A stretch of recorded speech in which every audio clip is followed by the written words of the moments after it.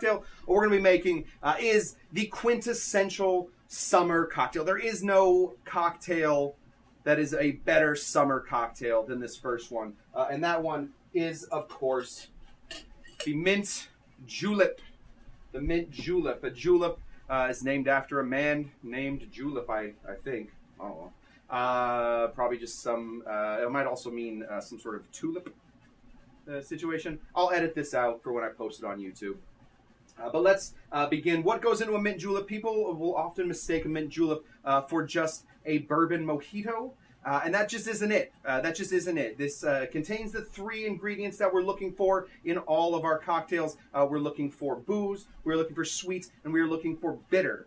We are not looking for sour. That's how people make this mistake a lot, and they just put mint inside of it. That is not going to do us any good. Today we're going to be making a sort of tiki-fied version of it, since why not? I own a tiki bar in a corner of my house, and we're going to do that. So we're going to take our mint. We're going to take about 10 little leaves, whatever you can get off of your little mint situation here. That's about 4, 5, 6, 7, 8, 9, 10. Perfect. We have our mints. This is the bitter aspect of this cocktail that we're looking for. We want something to bitter this up a little bit, and to counteract that bitter, we're going for sugar. Now, we're going to be using 2 different types of sugar today. First of all, we're, of course, going to be using just white sugar. This is just any kind of white sugar you can find. That C&H stuff is great. We're going to put a full bar spoon of that in here, maybe about an 1/8 of an ounce. If you don't have a bar spoon, looking for about an 1/8 of an ounce, maybe about, yeah, right around there. We're putting a second type of sugar in here as well, and that type of sugar that we're going to be using is Demerara sugar. Now, if you didn't get Demerara sugar, I totally understand. Demerara sugar is not super easy to find. You don't come across Demerara sugar just sort of searching, although I did find it at my Vons today, which is like my Safeway or my Kroger store. So I was pretty stoked about that. We're going to put in about a bar spoon and a half of that, so we're looking for about maybe 1/4 of an ounce of the sugar. We have to get this sugar and mint sort of all mixed in together. So before we start with adding any water or anything else, we're going to take our muddler and we're just going to try and get all of that mint expressed into this sugar right here. We do not want to just hack at it. This is not a psycho situation. We are not trying to slam home this sugar and this mint. This mint has done nothing to us, so we are going to be nice as possible to this mint. What we're worried about is taking out too much of the chlorophyll. We don't want any chlorophyll. We want all mint. So that mint should start coming out really nicely here. Beautiful. By the time you're done with it, you should have some parts of that mint is still a... Oh, I have, if you guys are on YouTube, if you guys are watching on YouTube, I have the Bar Tools cam. Is that working? Yeah, there we go. The Bar Tools cam. So you can see about what I'm up to right there with that mint. There are still pieces of mint. It's not just... it's not crushed into a tiny little piece. Next step we're going to put in is just a touch of water. We just want this sugar to melt a touch, so just a baby piece of water, just a splash. We're not trying to water this drink down.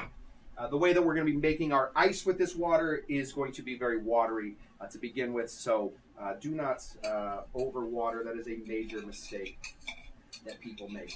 Give this a stir until all of that sugar has more or less dissolved. There shouldn't have so much water in there that it dissolves instantly, but you also shouldn't have a paste. It should be pretty normal on YouTube. That is the cam we're looking for. Maybe I should get a light going from that side so you guys can see inside of there.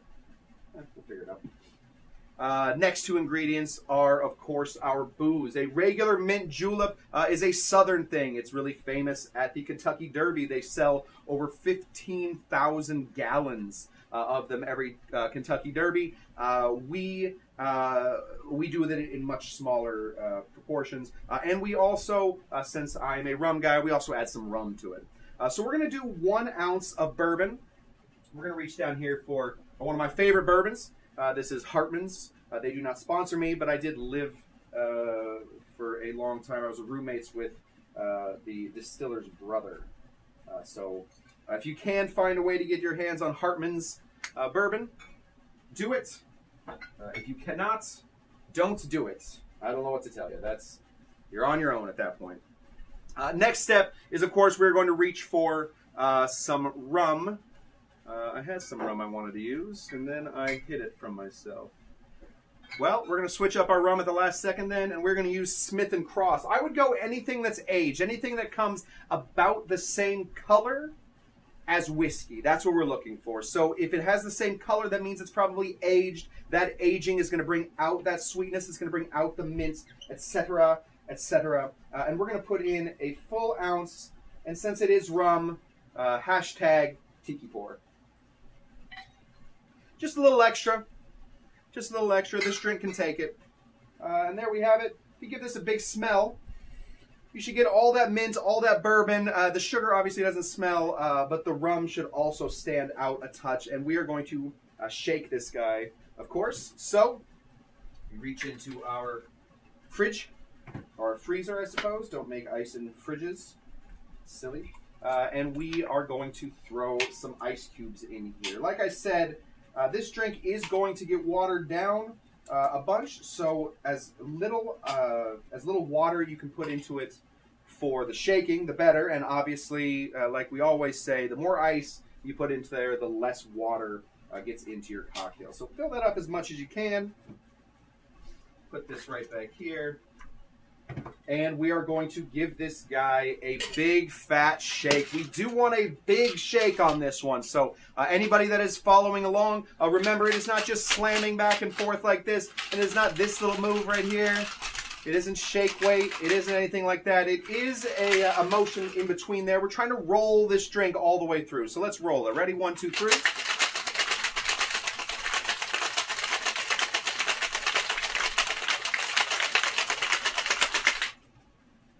That's a close-up of what it looks like on my arms. It's like being in biology class, when like the anatomy of a shake.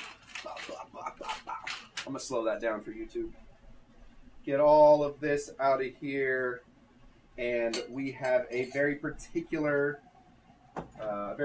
cup that this is served in, which is of course the Julep cup. Julep cup is just one of these little silver guys. Anything silver will work, and if you don't have anything silver, do it with gold. Those are your only 2 options. You can either make this drink in silver or you can make it in gold. I don't care, but do not make this in glass. It'll ruin the whole thing. Just kidding. Make it whatever you want. Make it whatever you want, but this is the proper way. I did crush ice before this. I would recommend serving this one over crushed ice. This is my Lewis bag, and then I have my Lewis mallet down here. That I was definitely crushing before. To get all this delicious ice. If you just have an ice crusher, that's way easier. But we do not have an ice crusher at this bar, so we do it ourselves. We want to fill up this all the way to the top with cracked ice. Overload it with ice, because as you pour in, some of that ice will melt. And if that ice melts, then you will be in some trouble, because the drink will look stupid if it doesn't overflow with ice. Grab this, and we are going to pour right on top of here. This is one of the rare cases where it doesn't really matter that you get some mint in there. As long as you're crushing slowly, though, that mint should stay back. There we go. We have our crushed ice, and we do put just a touch more ice on top. We do want this one extra, extra cold. When those dinguses go to the Kentucky Derby and they put on their frilliness and their gargantuan hats and sit around being Kentuckians, they're going to get hot. This needs to be a very warm, a drink for very warm spots, and it's especially good by the pool. There is no better bourbon drink by the pool, especially if you put rum in it. So let's give this one a try. Remember, you probably had some crappy mint juleps in your life. This will not be one of them.